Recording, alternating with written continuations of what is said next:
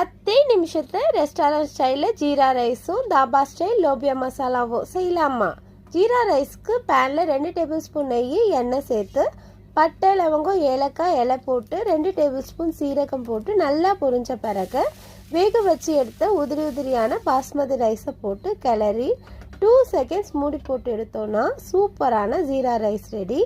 Style லோபியா மசாலாவுக்கு பேனில் எண்ணெய் ஊற்றி பட்டை லவங்கம் சோம்பு போட்டு நல்லா பொரிஞ்ச பிறகு கட் பண்ண வெங்காயம் போட்டு நல்லா வதக்கி விட்டுட்டு அரைச்ச தக்காளியை சேர்த்து நல்லா வதக்கி வெறும் மிளகாத்தூள் 1 டேபிள் ஸ்பூன், 1 பிஞ்ச் மஞ்சத்தூள், 1 table spoon garam masala, 1 table spoon தனியாத்தூள், மெயினாக சீரகத்தூள். வீட்டு மிளகாத்தூள் இருந்தால் 1 டேபிள் ஸ்பூன் போட்டுக்கோங்க, இல்லைன்னா மிளகாத்தூள் தனியாத்தூளை 1 டேபிள் ஸ்பூன் எக்ஸ்ட்ரா சேர்த்துக்கோங்க.